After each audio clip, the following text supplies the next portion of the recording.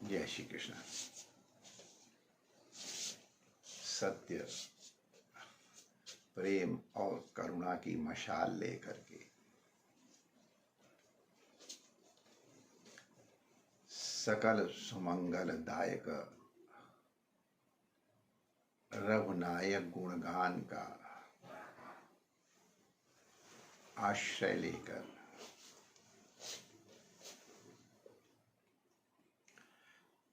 जिस प्रकार समग्र विश्व को पूज्य बापू ने आलोक और प्रसाद प्रदान किया है, वह दुर्लभ है। बापू की कथा के कारण,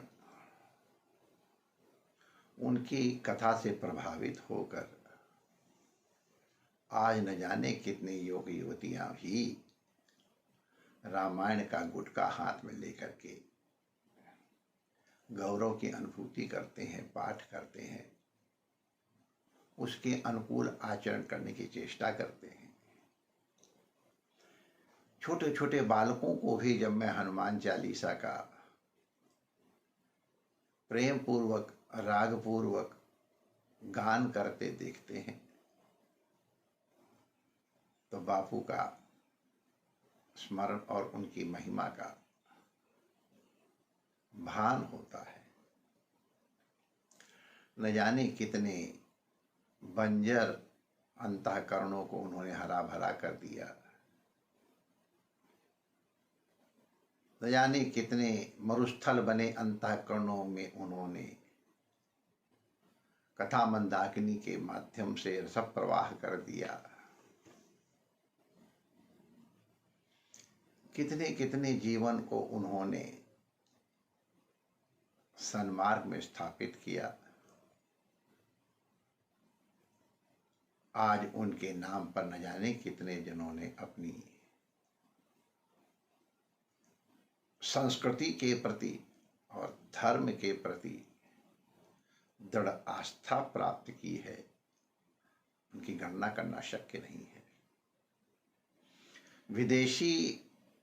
विदेश में रहने वाले उनके भक्तगण तो भारतवर्ष की भूमि मात्र को, एक एक कण को तीर्थ के रूप में मानते हैं और उसके प्रति अपार श्रद्धा रखते हैं। उसके धार्मिक प्रभाव तो हुए ही हैं, आध्यात्मिक प्रभाव तो हुए भी हैं, सामाजिक और आर्थिक भी प्रभाव बहुत दिव्य हुए हैं। हम उनका स्मरण करते हैं। बापू की कथा की शैली अद्भुत है। श्री रमणीयती स्थान के प्रति और विशेषकर इस शरीर के प्रति उनका अनुग्रह तो इस बात से स्पष्ट है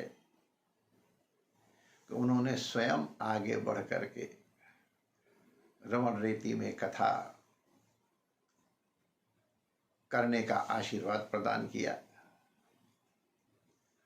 और हमारे प्रतिपक्षपात करते हुए पूरे 15 दिन तक, पूरे एक पक्ष तक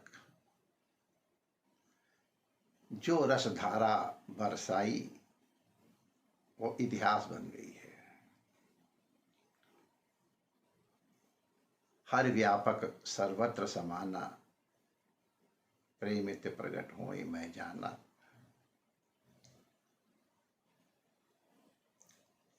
इसको केंद्र में रख करके और उन्होंने जो प्रेम की धारा बरसाई,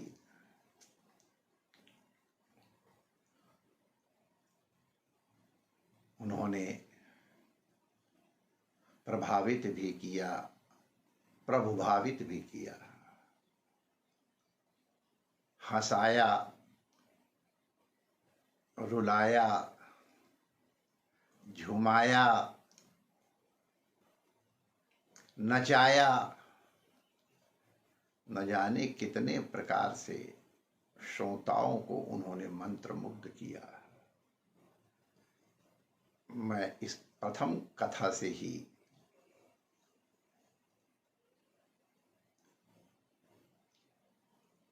उनका अनुगत जैसा बन गया।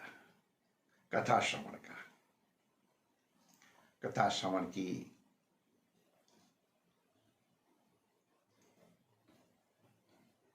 ये अभिलाषा निरंतर बढ़ती ही जा रही है। प्रथम कथा में ही जो कथा के प्रति प्रेमांकुर जागृत हुआ तो वो उस प्रथम कथा में ही वटवृक्ष बन गया। इसके बाद तो जब भी अवसर मिलता है हम उनकी कथा में बड़ी श्रद्धा और भावपूर्वक जाते हैं।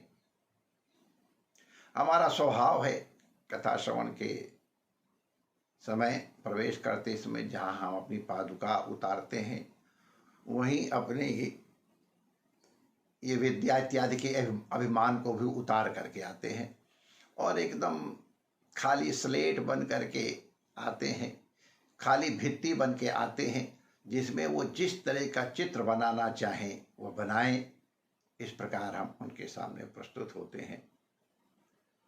बापू के विचार उनके अपने हैं ये तो हम नहीं कहेंगे, सब शास्त्र सम्मत ही हैं, लेकिन उनको प्रस्तुत करने की शैली उनकी अपनी है। यद्यपि परंपरा से इस जन्म में उन्होंने संस्कृत का अध्ययन नहीं किया है, लेकिन बहुत बार उनकी शास्त्र की व्याख्याएं सुन के हम भी अभिभूत हो जाते हैं।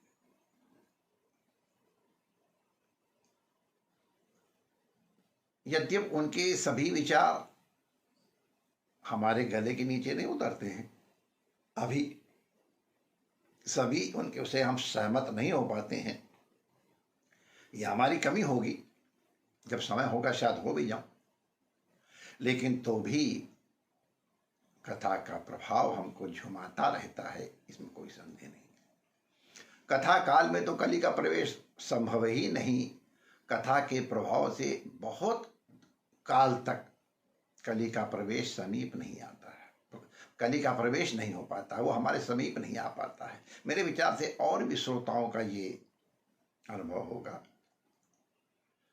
बापू केवल कथा ही नहीं करते हैं, वाणी से ही हमको प्रभावित नहीं करते हैं, उनका आचरण भी उनकी कथा का प्रतिरूप है, प्रतिमूर्ति है।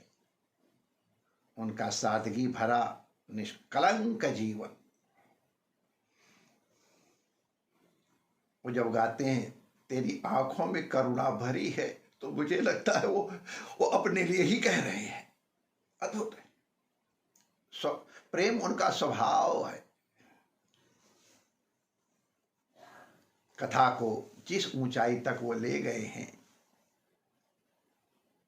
वो अद्भुत है। कथा के माध्यम से और उनके आचरण से उन्हें रमण रीति से राजभवन तक और राजभवन से राजघाट तक जो सम्मान प्राप्त हुआ है, कथाकार के रूप में जो उन्हें शीर्षस्थ स्थान प्राप्त हुआ है, इस सम्मान को पचा पाना सहज नहीं है। अच्छे इसके एक अंश से ही गड़बड़ा जाएंगे, कैसे वो इसको पचा पाए, ये हमारी स्पृहा का विषय है। निश्चय ही उनके ऊपर उनके गुरुजनों की, उनके माता पिता की कृपा है, जिसका वो बार बार बखान करते हैं। बिना गुरु कृपा की और रघुनाथ कृपा के, माता पिता के अनुग्रह के, संतों के अनुग्रह के, ये सामर्थ्य आना शक्य नहीं है। बापू की कथा, बापू का आचरण, जिस प्रकार वो कथाकारों का सम्मान करते हैं, संतों की वंदना करते हैं, हृदय से प्रणाम करते हैं, कलाकारों का, विद्वानों का, कवियों का, समाज सेवकों का जिस प्रकार वो सम्मान करते हैं, और प्रेरणा प्रदान करते हैं वो स्तुत्य है। उनकी ये कथा मंदाकिनी सुदीर्घ काल तक साक्षात उनके मुख से श्रवण करने को हमें मिलती रहे। श्री रमण बिहारी जी के चरणों में प्रार्थना करते हैं और पुनः उनको वंदन करते हैं। जय श्री कृष्ण।